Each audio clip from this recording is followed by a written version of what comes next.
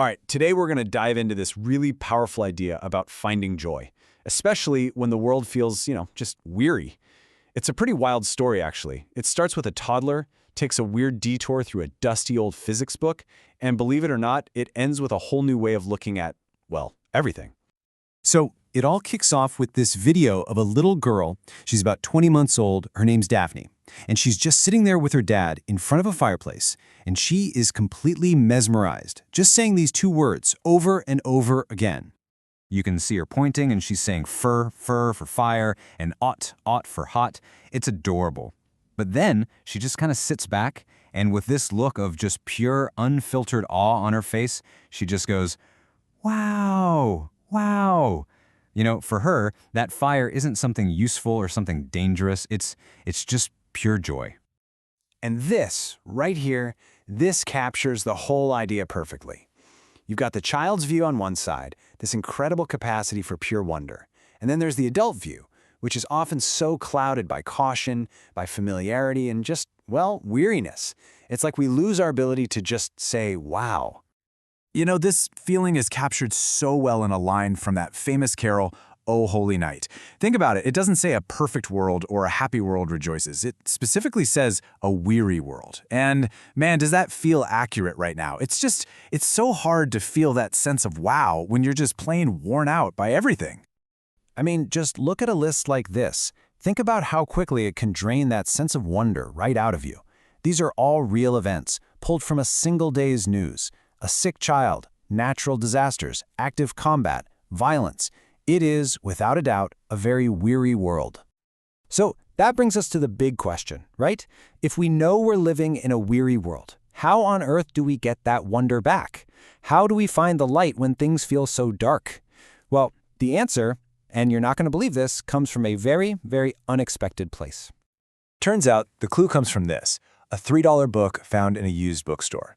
It's this dense, kind of dry history of how scientists have understood light over the centuries, written by a physics professor. And yeah, as the review says, it is definitely not a page-turner.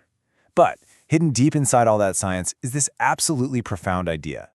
So the book kind of plods along through centuries of scientific discovery. You've got all the heavy hitters. Newton, Kepler, Faraday, Planck, Einstein, Niels Bohr, all these brilliant minds trying to figure out what light actually is. But after like 300 pages of this, the most important point comes right at the very end. Okay, so this is where it gets interesting. The author makes this incredible pivot and he uses the last words of the great writer Victor Hugo. So back in 1885, as he's lying on his deathbed, the guy who wrote Les Miserables whispers, "I see black light." And these final super cryptic words from a poet, they become the launch pad for this totally mind-bending idea. And here it is. This is the book's big reveal. See, we always think of darkness as an absence of something, right? As just emptiness. But what if that's wrong? What if darkness is actually a kind of fullness? What if it's a space that's rich and structured and just humming with potential energy, just waiting for the right moment to become light? Now, this isn't just some poetic, philosophical idea. It's actually rooted in real physics, in quantum electrodynamics. The book explains that even in what we'd call a perfect vacuum, a space where you've removed every single particle of matter and light, there's still energy fluctuating all over the place. These little things called virtual particles are constantly popping in and out of existence. So, at a quantum level, total emptiness is basically an illusion. So, here's the crucial point, the big takeaway. What we see as dark or empty or void, it might just be a different kind of fullness altogether. And if we apply that metaphor to our own lives, well, maybe our weary moments, that darkness we all feel sometimes, maybe it's not an absence of hope. Maybe it's a space that's actually full of this hidden, structured potential for light. I mean, this scientific metaphor just connects so beautifully to this timeless, powerful message of resilience. It suggests that light doesn't just, fight against the darkness. It might actually emerge from it. The darkness isn't some evil force that's trying to snuff out the light, but maybe, just maybe, it's the very thing that light can be born from. So, okay, that's the big cosmic physics lesson. But what does that actually mean for us, day to day? How do we find this hidden light in our own lives? Let's break it down and look at some really practical ways to start seeking out that joy, that wow.